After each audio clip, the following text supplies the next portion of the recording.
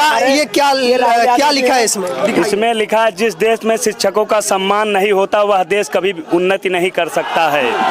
हम यही कहना चाहते हैं कि हमारे पास 2 शिक्षक और 2 नेता है, एक गरम दल एक नरम दल। यहाँ नरम दल से 10 दिन से लगातार हम लोग धरना दे रहे हैं।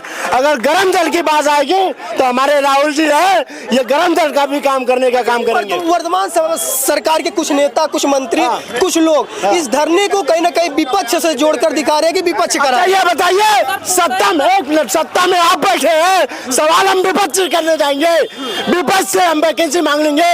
बताइए आप हमको, विपक्ष आएगा हमारे साथ तो हम राजनीति कर रहे हैं, ये राजनीति नहीं है। बराबर अखिलेश यादव इस मामले को लेकर ट्वीट कर रहे हैं, उनका बहुत बहुत धन्यवाद करता हूँ। विपक्ष के चाहे पक्ष के हो चाहे विपक्ष के हो, चाहेंगे माननीय जी को ये लग रहा है कि विपक्ष साथ दे रहा, तो माननीय जी प्राथमिक शिक्षक भर्ती का विज्ञापन जारी कर दे, ये धरना समाप्त हो जाएगा, हम लोग पढ़ने बैठ जाएंगे। क्योंकि हम लोगों के पढ़ाई का मुद्दा, हम कोई राजनीतिक पार्टी विशेष व्यक्ति तो है नहीं। हम लोग लोकसभा चुनाव में गए थे, वहाँ भर्ती के लिए विधानसभा घेराव किए, तब भी नहीं सरकार ने शिक्षक भर्ती दी। जब तक हम लोगों को अब की बार लिखित आश्वासन नहीं आ जाता कि प्राथमिक शिक्षक भर्ती का विज्ञापन नहीं जारी हो जाए, तब तक अब की बार हम लोग यहाँ से हटने वाले नहीं हैं। आपको क्या लगता है, ये पसीना जो बह रहा है इसका जिम्मेदार कौन होगा? हम बीमार होंगे, यहाँ बच्चे लेटे रहते हैं, कोई सांप पीछे काट लिया, कौन जिम्मेदार होगा? बताइए कौन जिम्मेदार होगा? सरकार को एक एक बात का बस एक मुद्दे को लेकर सवाल करेंगे। हम लोग सवाल सरकार से करेंगे, ना कि विपक्ष से करेंगे। जो सत्ता में है उनसे हम सवाल पूछने का काम करेंगे, लोगों हम उनसे जानने का प्रयास करेंगे। इस धरना को लेकर किस नजरिए से देखते हैं? क्या आज 10वां दिन है, सरकार या फिर आयोग की आंखें नहीं खुल रही हैं? या खुल तो नहीं रही हैं, न खुल रही हैं और न मुझे लग रहा है कि खुलने वाली हैं। क्योंकि कहते हैं कि किसी का घमंड जब उसके दिमाग में चढ़ जाता है तो उसके सामने भी जो होता है उसे वो दिखता नहीं।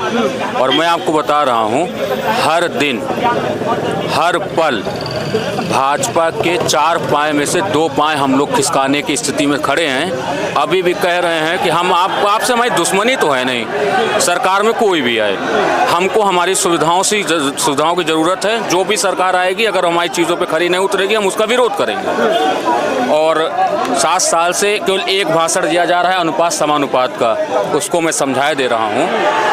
अनुपात समानुपात सरकार के हिसाब से 30 बच्चों पे 1 शिक्षक होता है, और अगर वैकेंसी नहीं आई तो हम लोग अपना अनुपात समानुपात बताए दे रहे हैं। हमारा अनुपात सरकार से आधे का है। वो भी एक बच्चे का काम केवल 15 लोगों को समझाना है। जब हम ऐसे बच्चों को पढ़ा के बड़ा कर सकते हैं 1 to 5, जिन्हें क ख ग 1 2 3 नहीं आती है, तो आपको क्या लगता है हम लोग समझदारों को नहीं समझा सकते कि कौन हमारे हित का है, कौन सरकार हमारे हित की है, कौन हमारी सुन रहा है? और हम 15 लाख हैं।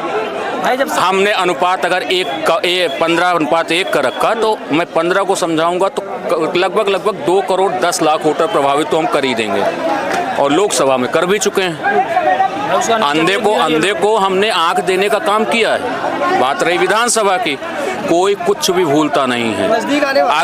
अगर मुझे 100 रुपए की आज ज़रूरत है और आज आपने नहीं दिए, और कल आप अपनी ज़रूरत को देखते हुए मुझे 100 रुपए दिए भी, तब भी मुझे अपना दिन ज़रूर याद रहेगा कि जब मुझे ज़रूरत थी तो क्या आप खड़े थे? आप ये मत समझिए कि आपने 100 रुपए दे दिए अपनी ज़रूरत पे तो हम उसे मान लेंगे। जब मुझे ज़रूरत है, मुझे प्यास आज लगी है, पानी आप कहोगे चलो कल मैं फ्रिज खोलूँगा, बढ़िया एकदम ठंडी चिल्ड बोतल दूंगा, मुझे क्या याद नहीं रहेगा कल तुमने पानी नहीं दिया था मेरे मांगने पे? और जब अनुपात बराबर, और अनुपात समानुपात में जो समझा रहा हूँ, मैंने इसी भाषण को जब आरओ का धरना हुआ तो मैंने 1:3 की राजनीति बताई थी, और मैं यहाँ 1:15 की राजनीति समझा रहा हूँ। सरकार हिल जाएगी, हमसे सरकार है, हम सरकार से नहीं। हम यहाँ तक नहीं आ रहे हैं, बहुत बच्चे जो यहाँ नहीं आ रहे हैं, ये मत समझिए वोट देने सब जाएंगे, कुछ वो भी नहीं जाएंगे तो उनके मम्मी पापा तो जिंदा है ना, वो तो जाएंगे। और वो छोड़ो, परिवार को तो हम लोग डाइवर्ट कर ही सकते हैं, समाज को नहीं कर पाएंगे, मोहल्ले को नहीं, परिवार को तो कर ही देंगे ना। भाई अगर 25 लड़के पता है योगी जी, अभी भी हमारी आपसे व्यक्तिगत, मैं चाहता हूँ कि आप सत्ता में रहें, आपकी बहुत सारी अच्छाइयाँ हैं, लेकिन ये जो एक बुराई है ना, उससे हम, हमारी बीवी, हमारे होने वाले बच्चे, उनके भी बच्चे, क्योंकि हमारे बच्चे अशिक्षित रह गए तो भी वो भी कुछ नहीं कर पाएंगे, हमारी पीढ़ियां खराब हो जाएंगी। और जब हमारी पीढ़ियां खराब होंगी तो इससे अच्छा कि हम आपको खत्म कर दें, हम आपको बदल दें। समझ रहे हैं ना सर? और ये आक्रोश नहीं है, ये एक शिक्षक द्वारा बहुत सावधानी पूर्वक बोले गए वक्तव्य हैं और समझदारों के लिए सारा काफ़ी है।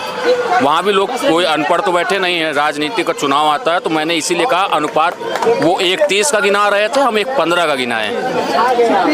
तो यहाँ पर कहा जाए तो पूरी तरह से जो छात्र हैं वो धरने पे बैठे हैं, आज 10वां दिन है। यानी कहा जाए सरकार जब तक नहीं मानती या फिर आयोग जब तक इस पर कुछ फैसला नहीं लेता, कठोर फैसला नहीं लेता, तब तक ये छात्र इसी रोडों पर, इसी आयोग के बाहर, इसी गेट के बाहर यहीं पर बनाएंगे, खाएंगे, पानी पिएंगे, लेकिन यहाँ से हटेंगे नहीं। फिलहाल इस खबर पर क्या राय है, छात्रों के द्वारा दिए गए जवाब पर क्या राय, अपनी राय को जरूर साझा करिएगा। बुलंद आवाज भारत हरदम छात्रों के लिए इसी प्रकार लड़ता रहेगा, उनकी आवाज उठाते रहेगा।